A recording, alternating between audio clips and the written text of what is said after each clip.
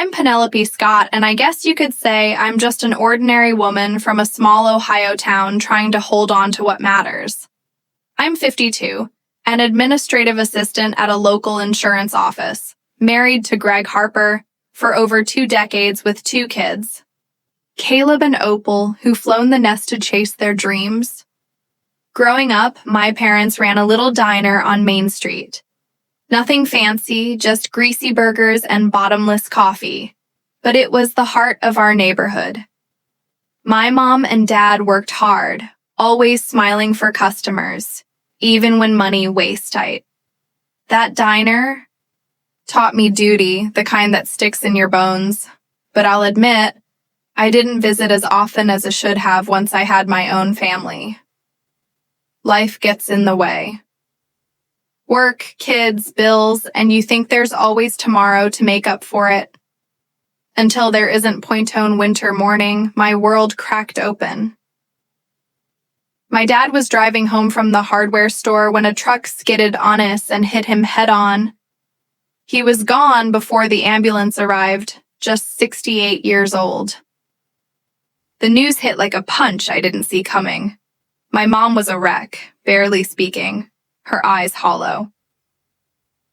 My brother Colin, who lives out in Indiana with his own family, flew in for the funeral, but the grief clung to us like damp cold. A few weeks later, I noticed Mom wasn't eating. "I'm fine, honey," she'd say, pushing food around her plate, but her clothes hung looser every day. Colin and I thought it was just sorrow, but something felt wrong. I dragged her to the hospital, my heart pounding as. The doctor's face turned grim. "Cancer," he said, "advanced inoperable. Maybe a year if we were lucky that I couldn't breathe." I just lost Dad, and now Mom was slipping away. I hadn't been there enough for them, always caught up in my own life. The guilt gnawed at me, sharp and relentless. I knew I had to do something, anything, to make up for lost time. I told Greg I wanted to move into my parents' house to care for Mom. It's a modest 2-story place full of creaky floors and memories. The kind of home where you can still smell my dad's pipe smoke in the walls. I thought Greg would understand. We'd been married long enough for me to believe he'd see how much this meant. But his face twisted like I'd asked him to give up his favorite recliner. "You're kidding, right?" he said, leaning back in his chair, arms crossed. "We just dealt with your dad's funeral, and now you want to prove our lives for your mom. Can't you just drive her to appointments or something?" I swallowed hard, my throat tight. "She's alone, Greg. She's sick. I can't just pop in and out. She needs Mether." He sighed loud and dramatic like I was asking for the moon. "And who's going to cook my dinner?" "Penelope. Clean the house. I'm not signing up for your family's drama." I bit my lip, fighting the urge to snap. Greg's always been like this. Charming when it suits him, but quick to sulk when things don't go his way. He grew up as an only child, doted on by his parents, Margaret and Harold, who still treat him like he's the center of the universe. We've been living in company housing near his job at a manufacturing plant, a small house that felt more like his domain than yours. Rent was cheap, and it was close to his work, so I never pushed for a place of our own. But now, with Mom fading, I couldn't just sit back. "Maybe I'll stay at Mom's for a while," I said quietly, testing the waters. "I'll come back to cook and clean when I can."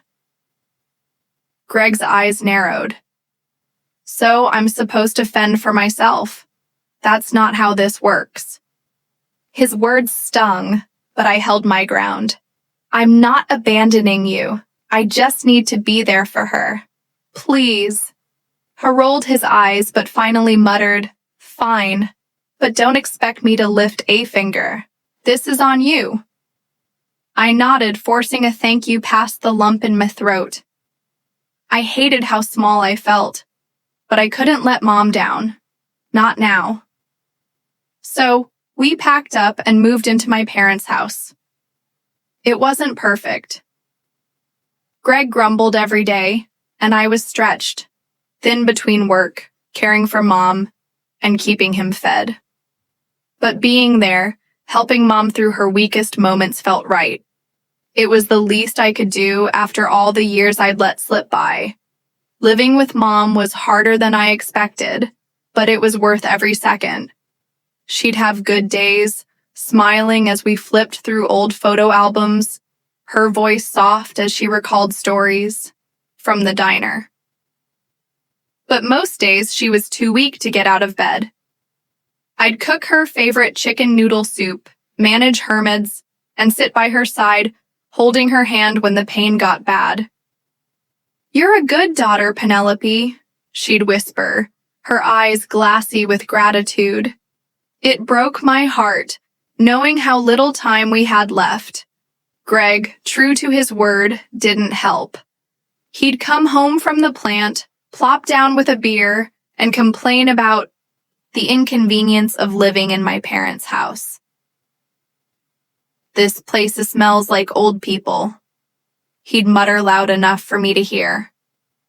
I'd bite my tongue, reminding myself he'd agreed to come, even if it was grudgingly. But his attitude wore me down. I wasn't just caring for Mom. I was managing his ego to his parents. Margaret and Harold didn't make it any easier. They dropped by unannounced, acting like they owned the place. Margaret, with her pinched lips and sharp eyes, would snipe about my cooking or the clutter in Mom's living room. "You'd think you'd keep it tidier, Penelope, with all the time you spend here," she'd say, inspecting her nails. Harold would chuckle, adding, "Yeah, not much to look at, is it?" I'd force a smile, but their words cut deep. They'd always been like this. When Greg and I got married, Margaret told me I was plain but serviceable, and Harold laughed like it was a joke. I'd laughed it off then, but now, with Mom sick, their cruelty felt personal point. One evening, I tried talking to Greg about Mom's treatment.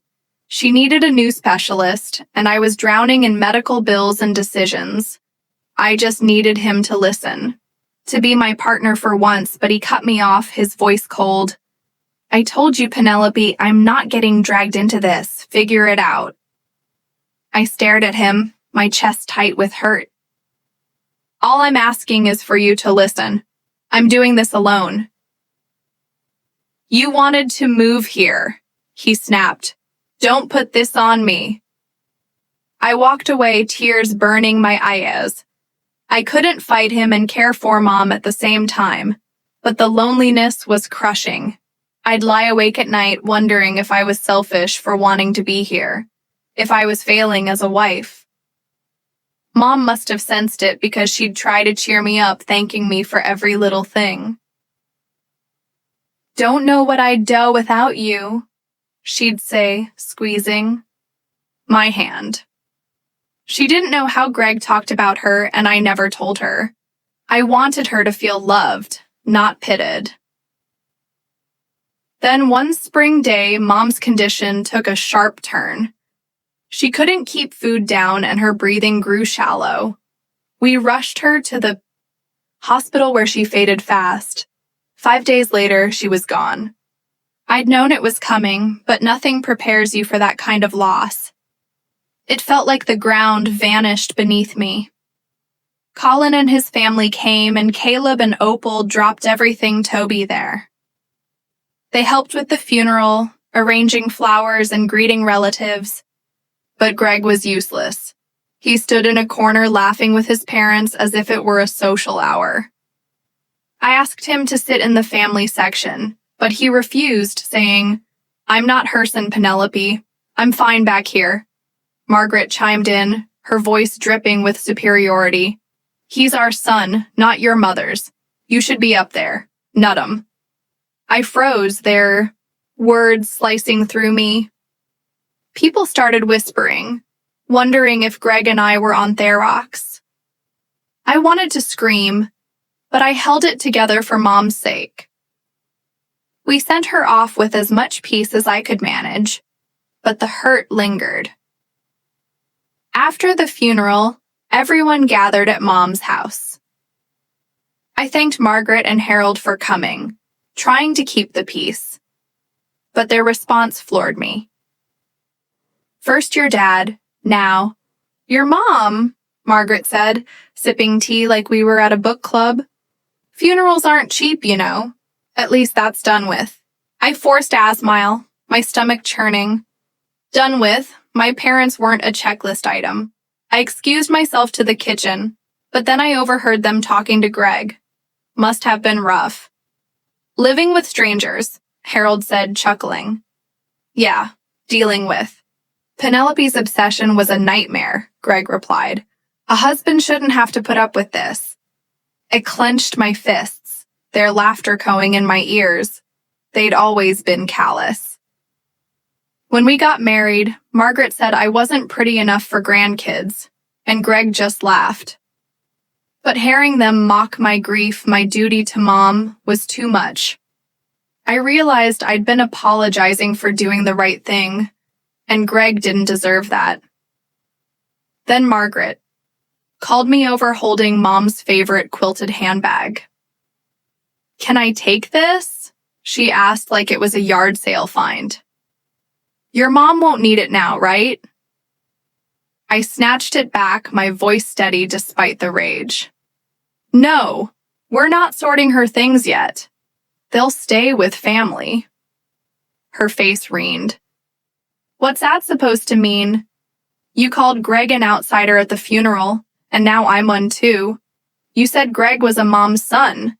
I shot back. If he's an outsider, so are you. Harold jumped in, yelling about my disrespect, and they stormed out, Greg trailing them like a scolded kid. Caleb and Opal overheard the tail end and asked what happened. I explained, and they sighed unsurprised. Grandma and Grandpa have always been like that, Opal said, hugging me. You did the right thing, Mom. Greg didn't come home for days, and I didn't.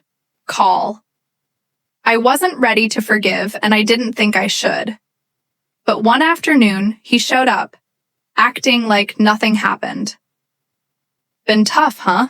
He said, his tone softer than usual. Before I could respond, he handed me spa vouchers. Take the kids somewhere. Nice, get a break. I was stunned. Tears welled up. Not because it trusted him, but because I wanted to believe he cared. Caleb and Opal were shocked too, but thrilled. Dad did this, Caleb said, laughing. Maybe he feels bad. I spent a weekend with my kids. First visiting Opal in Cincinnati, then Caleb in Columbus. We cooked together, laughed, and I felt lighter than I had in months. The spa trip was a dream. Hot springs, quiet moments, healing the ache of loss. I came home ready to thank Greg to maybe start fresh. But when I pulled up to Mom's house, my heart stopped. The house was gone. Just rubble and dust where my childhood stood. Greg appeared, grinning with Margaret and Harold behind him.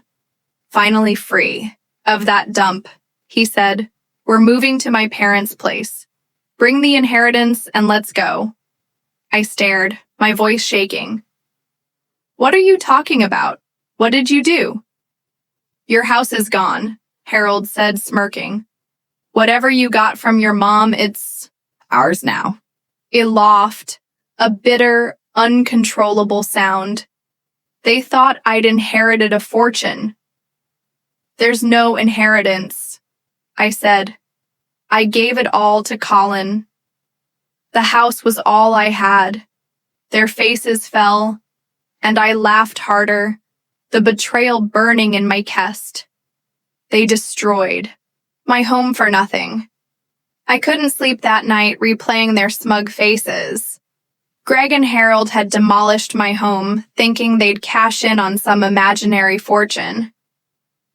The betrayal cut deeper than the loss itself. It wasn't just the house, but the memories. The last place I'd held Mom's hand. I called a lawyer the next morning, my hand shaking as I explained. They tore it down themselves, I said. No permission, nothing. The lawyer's eyes softened. That's property destruction, Penelope. The house was in your mother's name. We can demand compensation and pursue charges if they don't comply. I nodded, feeling a spark of hope. But then Opal called, her voice trembling. Mom, look at this. She sent me a screenshot from a flea market app. There, listed for sale, was Mom's quilted handbag, the one Margaret tried to take. I scrolled through the seller's profile. Dozens of Mom's things from her jewelry to her favorite teacups. I knew it was Margaret. No one else could have taken them. I called Greg, my voice ice cold. Your mom's selling Mom's stuff online. Tell her to stop or I'm going to the police. He stammered. I don't know anything about that. Don't lie, I snapped. Cancel the listings or I'm done talking. Opal and I drove to their house. My anger barely contained. Margaret opened the door, smiling like nothing was wrong. Oh, Opal, sweetie, she cooed. Tell the truth, Opal said, her eyes blazing. You're selling Grandma's things. Margaret laughed unashamed. What's the big deal? I'm just clearing out junk. Keeps my mind sharp, you know. I stepped forward, my voice low. Those aren't yours. Cancel the listings or I'm reporting you for theft. She scoffed. But I didn't wait for more excuses. Opal and I went straight to the police, who moved fast. By that evening, Margaret's account was suspended. Her Sally's frozen. I called Greg again. Your mom's done. You knew, didn't you? Cooperate with the police or you're complicit. He panicked, begging me to withdraw the report. We're family, Penelope, come. On family? I said, my voice breaking. You destroyed my home and let your mom steal from mine. Pay the compensation and we'll talk. A few days later, I noticed Harold looked unwell when we confronted them. His face was gaunt, his eyes sunken. I mentioned it to Greg, not out of kindness, but because I'm not heartless. Your dad looks sick. Has he seen a doctor? Harold overheard and snapped. Don't act like you care. I'm not weak like your parents. His words stung, but I let it go. A week later, Greg called, frantic. Dad's got terminal cancer. What am I supposed to do? I laughed, bitter and cold. He told me he wasn't frail like my parents. Figured out. Harold passed soon after, and I felt nothing but a dull ash. His will left their house to Caleb, which shocked me. He had always favored Caleb, probably hoping to tie him to their family. Caleb was thrilled, but I warned him about the tax burden. I want it, Mom, he said. It's something good out of all this mess. I was still reeling from Harold's death when Greg called, his voice urgent. Comito our house now. I drove over expecting another fight, but what I saw stopped me cold. Heavy machinery roared, tearing down Margaret and Harold's house. Caleb stood there, arms crossed, a satisfied grin on his face. Greg and Margaret were frantic, shouting at him to stop. What's going on? I asked, my heart racing. It's my house now, Caleb said, his voice steady. Grandpa left it to me. And after what they did to your home, Mom, I'm making things right. Stop this. Greg yelled, his face red. This is our home. Like Mom's house was hers. Caleb shot back. You didn't care then. Why should I? Margaret fell to her knees, sobbing. But Caleb didn't flinch. You never apologized for what you did to Mom. You mocked her. Stole from her. This is what you get. I watched, torn between relief and unease. It felt right seeing them face the same loss they'd inflicted on me, but it also felt heavy, like we'd all sunk to their level. Still, Caleb's loyalty, his fierce love for me brought tears to my eyes. He'd seen my pain and acted when I couldn't. A few weeks later, Greg paid the damages for Mom's house using what little I inherited.